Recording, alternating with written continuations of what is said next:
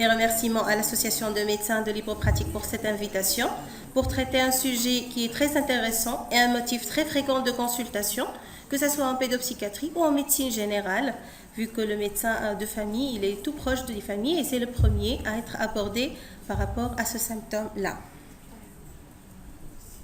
On va commencer par une vignette clinique pour parler de l'enfant Eden, qui est âgé de 9 ans et qui se présente en consultation sous la demande de ses parents pour énurésie depuis le jeune âge.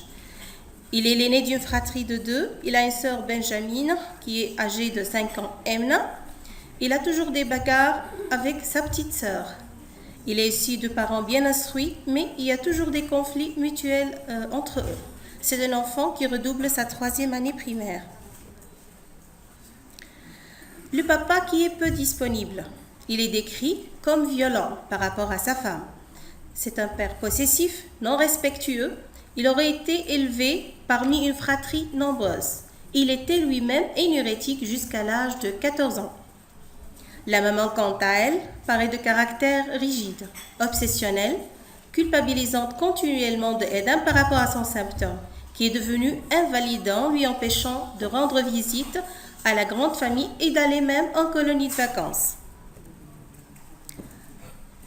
À l'entretien psychiatrique, on remarque que la mère accapare la parole, comme si elle paraît heureuse d'ailleurs d'obtenir enfin l'autorisation de s'exprimer par rapport à sa plainte. Eden, quant à lui, il se tait. S'agit-il d'une honte, d'une angoisse ou d'une culpabilité?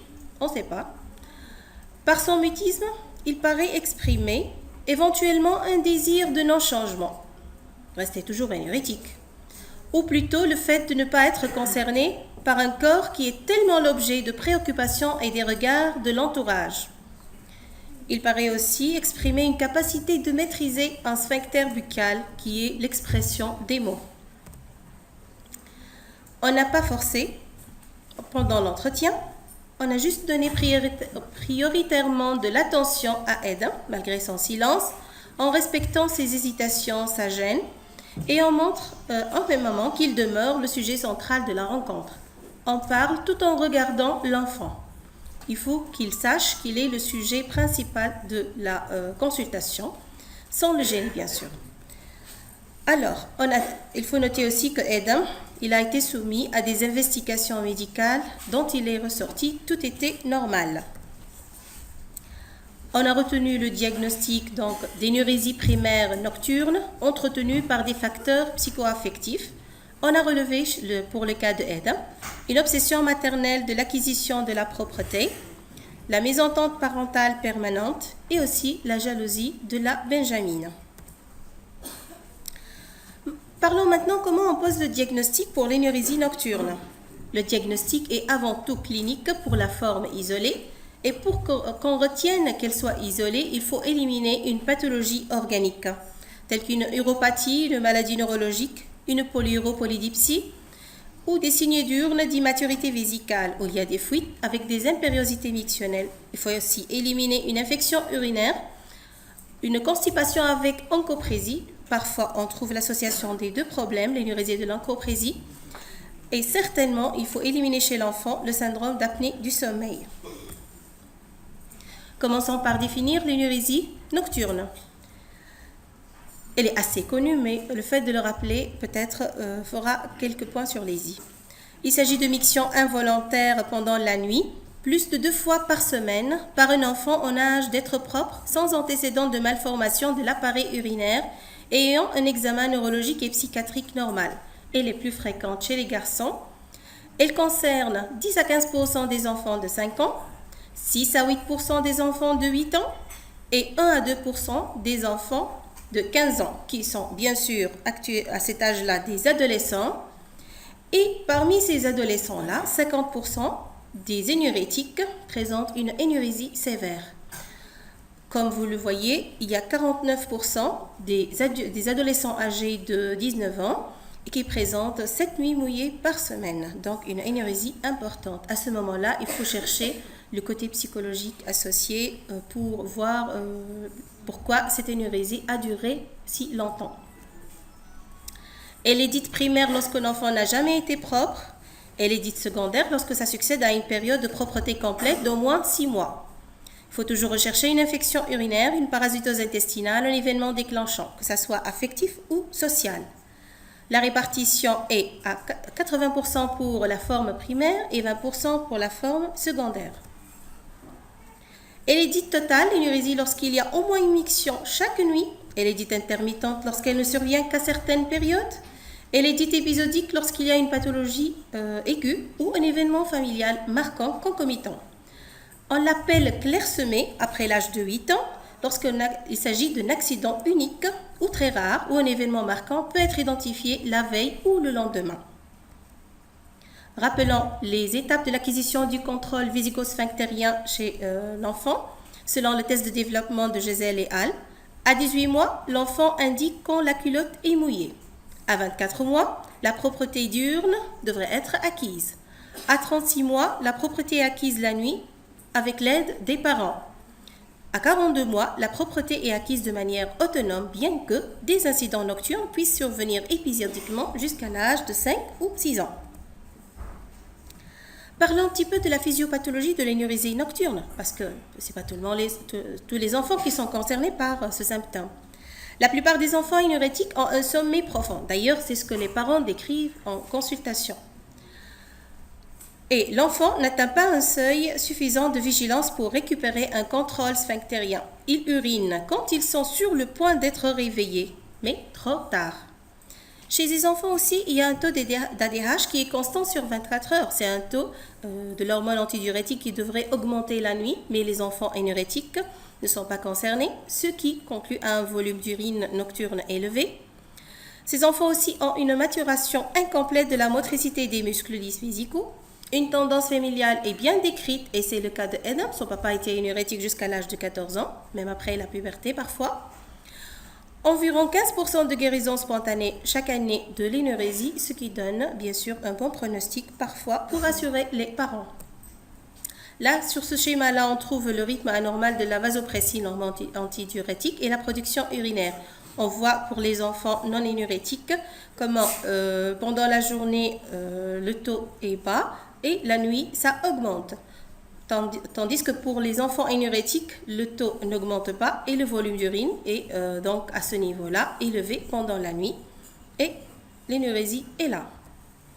Là pour l'activité du détriseur chez les patients énurétiques, pour le premier schéma, l'enfant non énurétique, vous remarquez pendant la nuit qu'il n'y a pas de problème par rapport aux mictions. Pour quelques enfants énurétiques, ils ont une sensation plus ou moins pendant la nuit pour se réveiller. Et si jamais l'activité du détriseur elle est désorganisée ou une maturation surtout qui est incomplète est là, il y a toujours la sensation d'avoir des mictions pendant la nuit et plusieurs mictions parfois par nuit. Pour les antécédents familiaux de l'énurésie primaire, il y a 77% de risque si les deux parents ont été énurétiques dans leur enfance. 43% de risque si seulement un parent a été énurétique dans l'enfance. Peut-être c'est le cas de Eden dont on a parlé tout à l'heure. 40% de risque si la fratrie a également été énurétique, presque le même chiffre, et 15% seulement de risque s'il n'y a pas d'antécédents familiaux d'énurésie. Quelques comorbidités peuvent exister avec l'énurésie, telles que des problèmes comportementaux et psychologiques, surtout chez l'adolescent ou le grand enfant, un mauvais estime de soi. Il y a aussi l'association de troubles déficitaires de l'attention et de la concentration avec ou sans hyperactivité, l'ADHD. Il y a aussi une comorbidité avec l'anxiété et la dépression, quelques problèmes cognitifs, des signes d'intériorisation et d'extériorisation. Aussi, on peut trouver chez les adolescents des comportements agressifs et même délinquants. En fait, le dépistage et l'approche psychologique est indiquée chez les enfants et les adolescents résistants à la thérapie. Si on fait une compréhension psychopathologique de l'énurésie, pourquoi l'enfant est énurétique et pourquoi l'énurésie est primaire et elle se maintient autant d'années? On peut comprendre l'énurésie dans diverses dimensions. Premièrement, s'agit-il d'une régression par le plaisir au contact et aux soins maternels dispensés? S'agit-il d'une agressivité envers les parents par cette opposition à guérir? Peut-être aussi une passivité et une peur de grandir. Il y a des enfants qui veulent rester tout petits. Il y a des enfants aussi qui cherchent la punition mutuellement de la part de leurs parents, malgré la gravité de l'état. Quelques cas pour lesquels on décrit un éveil des intérêts sexuels.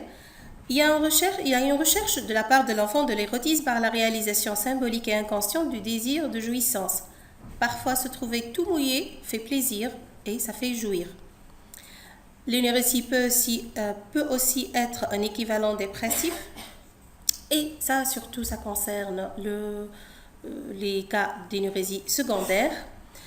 Il y a aussi des bénéfices secondaires. Lorsqu'un enfant est énurétique, il a toujours l'attention maternelle, l'attention paternelle, les conflits dans la famille autour de lui. Et ça fait des bénéfices secondaires pour lui. Ça se maintient alors. Les formes d'évolution de ce symptôme. Il y a 3 types. Ou l'évolution spontanée vers la guérison. Il y a beaucoup de cas qui évoluent spontanément et ça donne un bon signe pour les parents aussi. Une évolution vers la dégradation marquée de la qualité de vie de l'enfant lorsque ça se complique.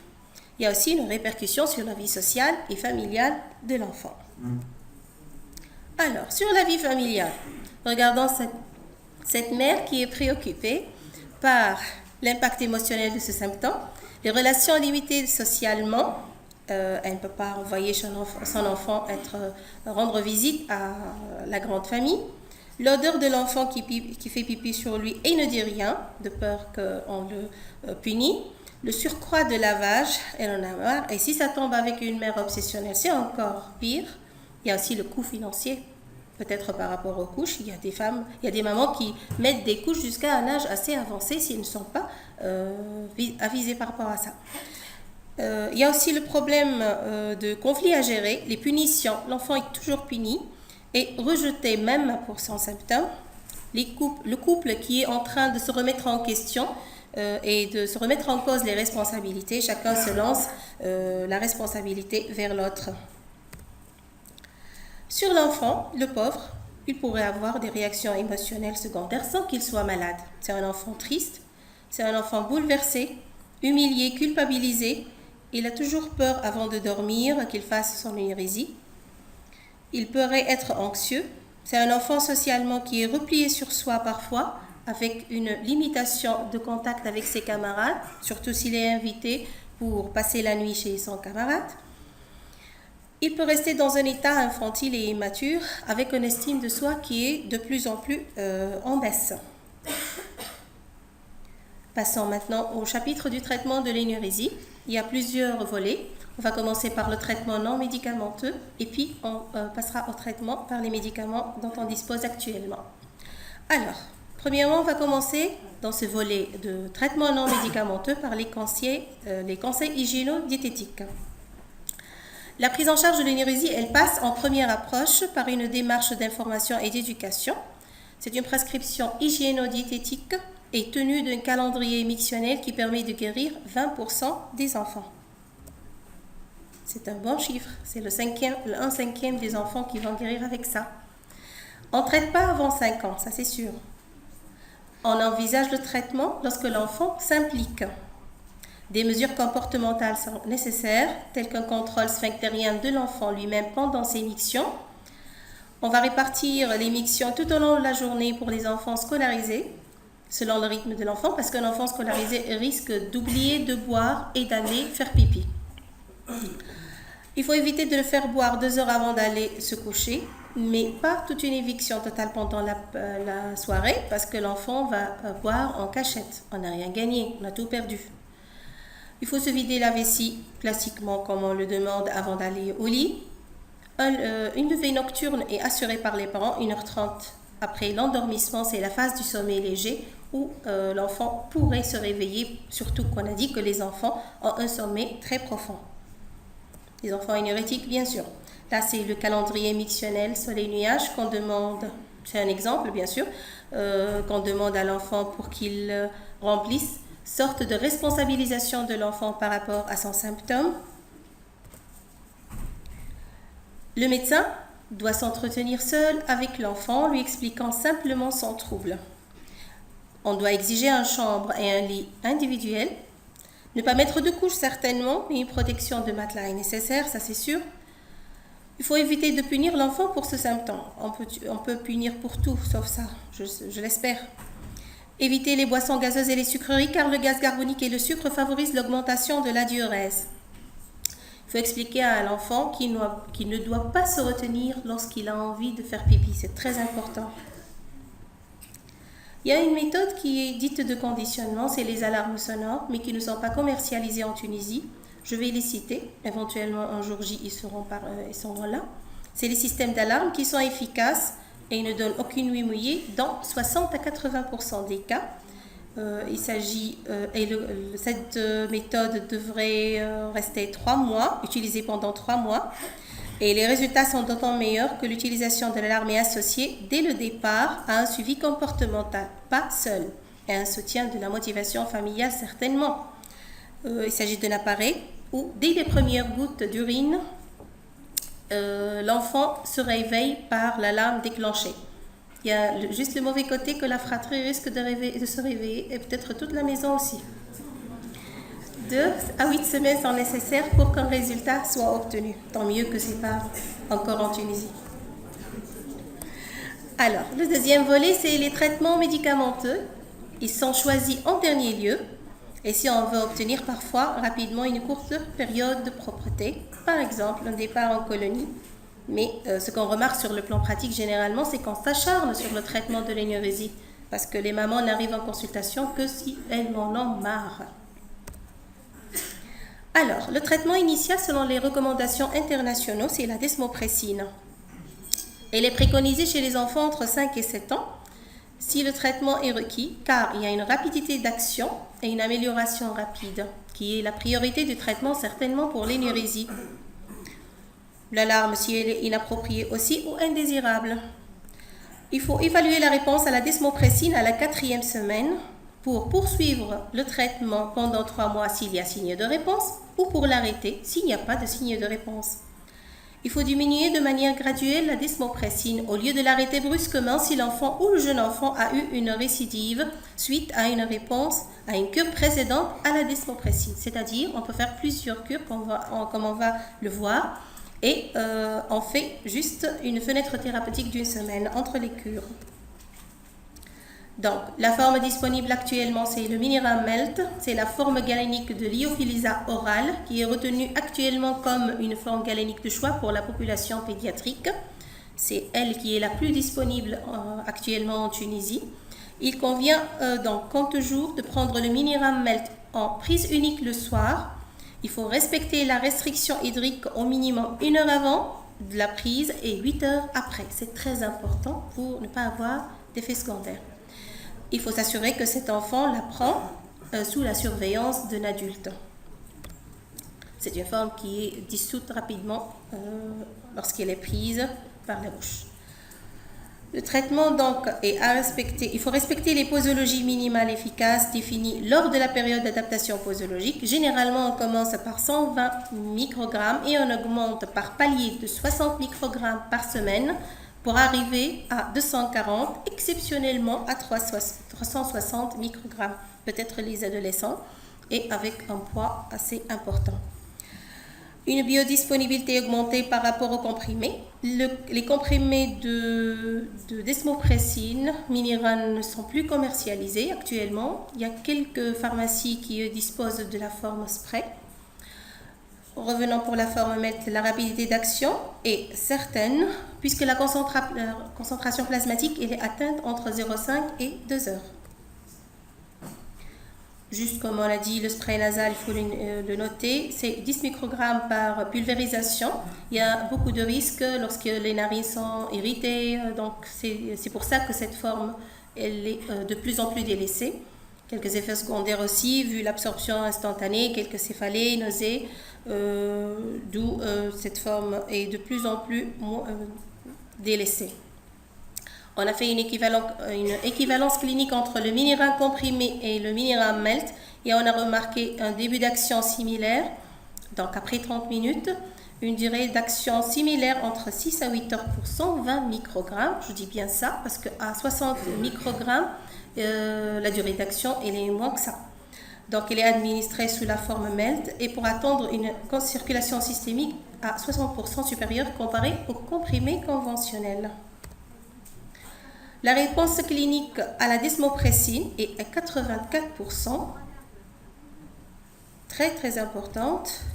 Alors, là, c'est un schéma récapitulatif pour dire que 3 étapes clés sont nécessaires pour des nuits sèches, pour faire guérir une énurésie nocturne primaire isolée.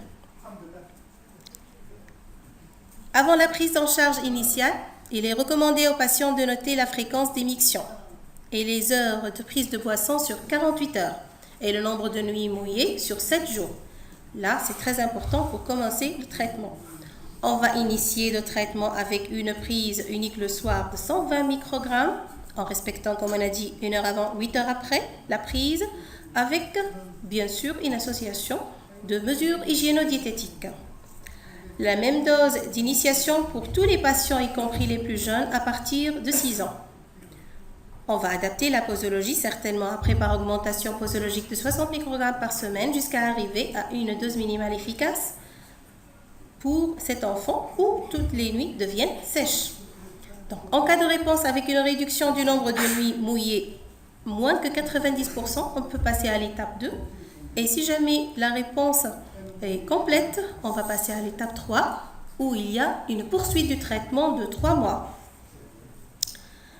Si l'effet clinique souhaité n'est pas obtenu, dans les 4 semaines suivant la détermination de la dose minimale efficace, le traitement devrait être interrompu. D'autres traitements, mais c'est juste pour citer, et je vous dis certainement, à mon avis, que c'est des méthodes de plus en plus délaissées. C'est les autres molécules, telles que l'imipramine, les antidépresseurs tricycliques en général. Et c'est des médicaments classiquement prescrits, donnent des réactions anti-énurétiques immédiates, mais à éviter pour le long cours, à mon avis, avec le fait de savoir que ce sont des médicaments qui ont des effets secondaires chez l'enfant, vu l'hypotension orthostatique, les sécheresses buccales, les constipations, qui sont parfois très mal tolérées chez l'enfant. Juste pour citer aussi le ditropon, c'est un antispasmodique, il est prescrit en seconde intention. Il est prescrit en monothérapie lorsque les traitements spécifiques ont échoué chez les enfants suspects d'avoir une faible capacité vésicale nocturne. Est-ce que j'ai encore le temps? Rapidement. D'accord. Je passe à la conclusion? Après la discussion. D'accord. Alors, je vais dire rapidement, les traitements combinés c'est pour les cas réfractaires. Là, c'est un schéma récapitulatif où on commence, comme on a dit tout à l'heure, par le conditionnement et les règles d'hygiéno-diététique pour passer après avec en association de desmopressine et éventuellement d'autres méthodes. La durée totale de traitement devrait arriver jusqu'à 6 mois de prise en charge. Et si on en a besoin de poursuivre, il faut faire une fenêtre thérapeutique pour reprendre le protocole thérapeutique. En conclusion, donc, l'énurésie primaire nocturne isolée est une entité pathologique qui répond à une définition stricte. Son diagnostic est purement clinique par exclusion de tous les autres troubles mictionnels, de formes différentes en fonction de sa cause dominante, ou la polyurie nocturne ou la petite capacité vésicale. Un traitement spécifique de la cause dominante est généralement la desmopressine pour la forme polyurique et les conditionnements avec l'alarme pour la forme à petite capacité vésicale. Il faut savoir identifier les répercussions et comprendre leur impact, les éléments essentiels de la prise en charge qui peuvent permettre de prévenir un éventuel impact délétère sur le développement de l'enfant. Nécessité d'établir une relation de confiance entre l'enfant, le médecin et la famille. Toujours pas culpabiliser l'enfant et le punir pour ça, j'insiste bien sur ça. Les formes réfractaires peuvent justifier des associations thérapeutiques. Et notre enfant n'aura jamais le destin de ce chat qui a été mis dehors puisqu'il fait encore pipi. Merci de votre attention.